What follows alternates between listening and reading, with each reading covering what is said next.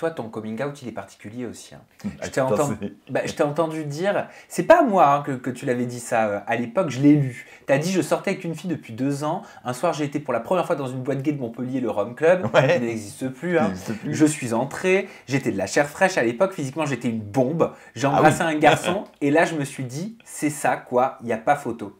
Et le lendemain, tu vas au resto l'annoncer à ta maman. À 14 h, tu pars à Grenoble, là d'où tu viens, dans l'Isère, pour l'annoncer à ta grand-mère. À 17 h, tu vas du côté de Chambéry, en Savoie, et tu en parles à ton père. Et à 1 h du matin, tu retournes en boîte. Voilà. Donc en fait, je suis parti de Montpellier faire mon coming out dans toute ma famille. Et à 1 h du matin, je me suis retrouvé à Montpellier en boîte avec les mêmes personnes dont j'avais fait la rencontre la veille, qui ne me connaissaient pas. Et je leur ai dit, ça y est, j'ai fait mon coming out. Et là, les gens m'ont regardé.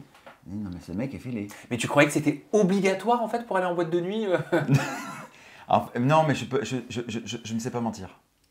Et je ne me voyais pas, je suis très proche de mes parents, c'était pas possible de mentir. De toute façon, ils me l'auraient vu. T'avais l'impression de les trahir? Non, mais je voulais vivre la chose à fond. Je voulais vivre la chose à fond. Je suis homosexuel, je vais donc la vivre à fond. Mais ton papa t'a pas parlé pendant 1 an? Ouais, mon père il t'a coupé les vivres aussi. Il m'a coupé les vivres, il m'a pas parlé pendant 1 an.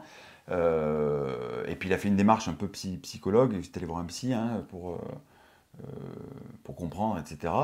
Et puis après, ça s'est bien passé. Mais oui, ça s'est mal passé. Oui, on peut dire que ça s'est mal passé. Ça s'est passé différemment, toi, Alex, j'imagine, parce que vous êtes deux opposés. Oui. Carrément.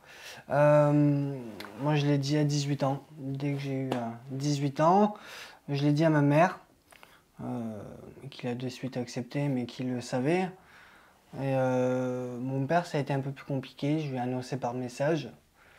Et voilà, il y a eu des propos assez forts. Quel type de propos? Il faut savoir que mon père, je le connais depuis que j'ai 14 ans. Donc ça faisait 4 ans à l'époque que je le connaissais. Et je portais pas son nom. Donc j'avais fait un test de paternité. Et donc il s'avérait que c'était lui mon père.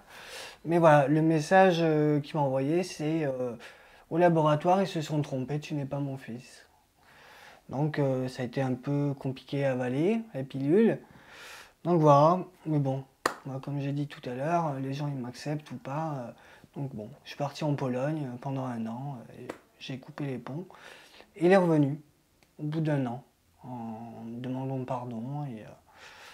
Et donc voilà. C'est bien de savoir reconnaître. Bien sûr. Ça t'a touché? Ça m'a touché et ouais, il est parti aussi sur une démarche de pardon, puis de compréhension aussi. De compréhension, c'est ça. C'est pas le tout d'accepter, il faut aussi comprendre. Et maintenant, il connaît Mathieu, il adore Mathieu. C'était la question que j'allais poser, est-ce que vos familles se sont rencontrées? À Noël. Pour Noël. Ouais. Alors à Noël, c'était rigolo parce que donc on a fait une quinzaine. Oui. Quinzaine, mais ma soeur, elle est arrivée, elle est infirmière, elle est arrivée avec les tests PCR là, enfin pas PCR, antigénique. Donc il y avait une salle de décompression où elle fait à tout le monde. Dès qu'elle avait le résultat, vous pouvez enlever le masque et passer dans la salle de... Donc on a fait tous les tests. C'était rigolo ça. Hein non mais nos familles s'aiment bien. Ouais. Et nous on est contents parce que voilà.